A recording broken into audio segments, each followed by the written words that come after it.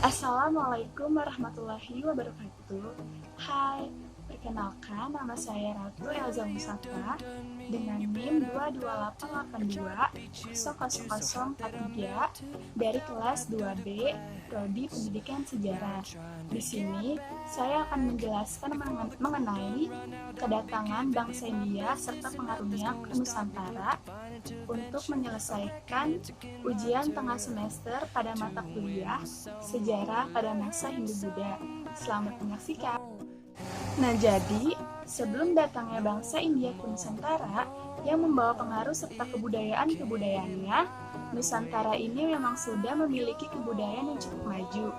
Kebudayaan asli Nusantara juga sudah tumbuh dan berkembang pada kehidupan masyarakatnya. Menurut J.L. Brindes, beliau menyebutkan bahwa sebelum kedatangannya, Nusantara telah memiliki 10 aspek kebudayaan asli pada kehidupan masyarakatnya.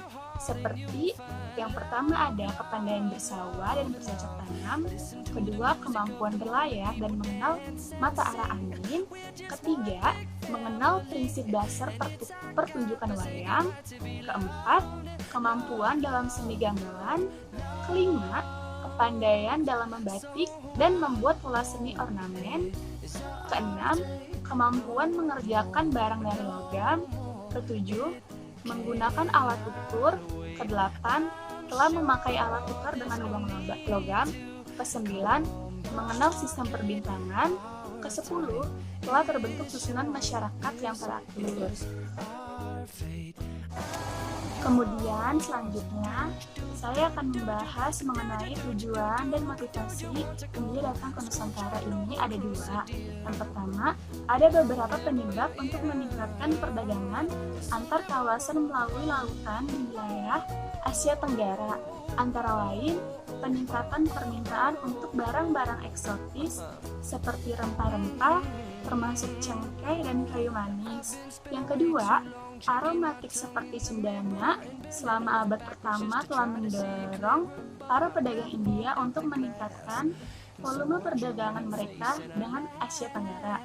Selanjutnya, Kudes juga berasumsi bahwa latar belakang untuk pengenalan budaya India ke Nusantara sangat mungkin dalam upaya untuk mencari emas, karena faktanya bahwa tambang emas di India tidak menghasilkan jumlah yang cukup untuk memenuhi permintaan.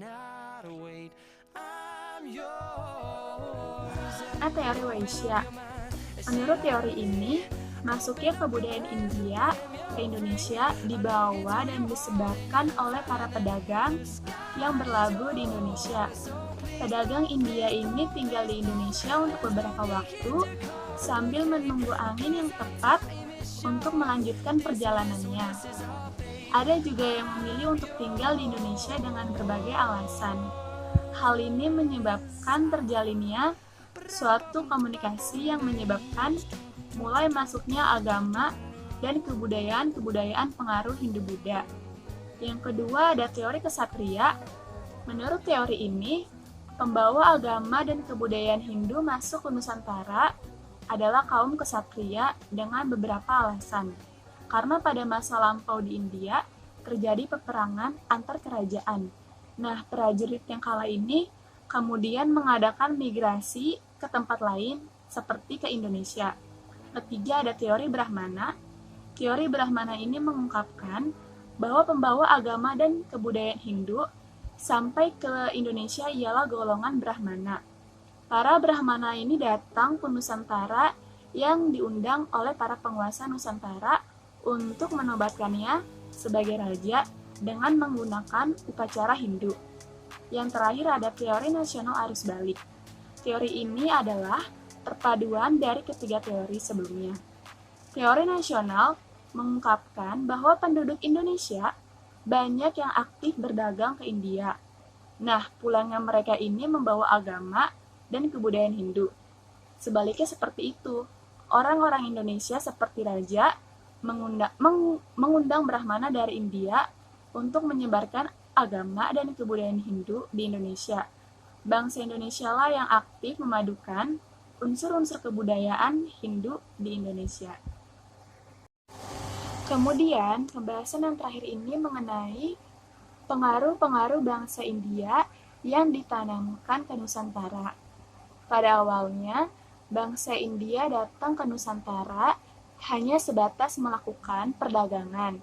Kemudian, berubah menjadi hubungan budaya dan agama.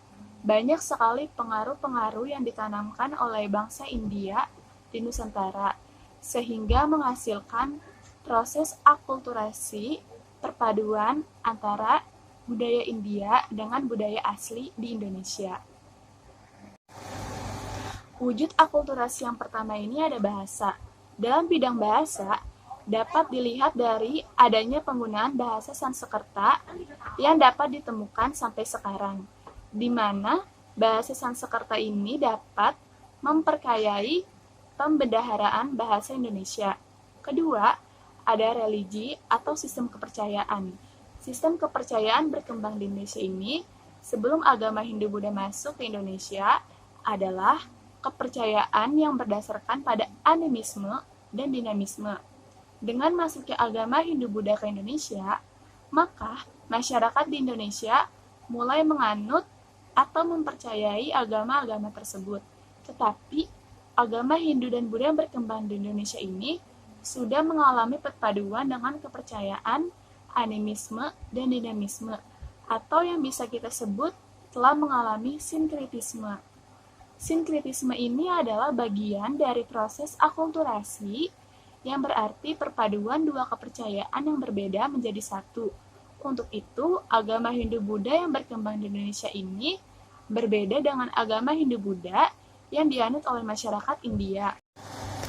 Nah, yang ketiga ini ada organisasi sosial kemasyarakatan. Wujud akulturasi dalam bidang organisasi sosial kemasyarakatan dalam politiknya yaitu sistem pemerintahan yang berkembang di Indonesia setelah masuknya pengaruh India.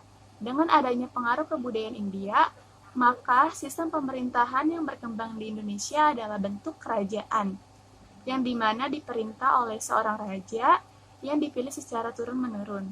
Raja di Indonesia ada yang dipuja sebagai dewa atau dianggap keturunan dewa yang keramat, sehingga rakyat sangat memuja raja tersebut. Kemudian, pada sistem kemasyarakatannya, yaitu pembagian lapisan masyarakat berdasarkan sistem kasta. Wujud akulturasi yang terakhir ada arsitektur. Punden berundak merupakan salah satu arsitektur zaman megalitikum. Arsitektur tersebut berpadu dengan budaya India yang mengilhami pembuatan bangunan candi. Di Indonesia, fungsi candi bukan hanya sekedar tempat untuk memuja dewa-dewa, seperti di India, tetapi lebih sebagai tempat pertemuan rakyat dengan nenek moyangnya. Candi dengan patung induknya yang berupa arca merupakan perwujudan dari raja yang telah meninggal. Terima kasih. Itu saja yang bisa saya jelaskan. Kurang lebihnya mohon maaf. Wassalamualaikum warahmatullahi wabarakatuh. Dan terima kasih juga buat kalian yang telah menyaksikan.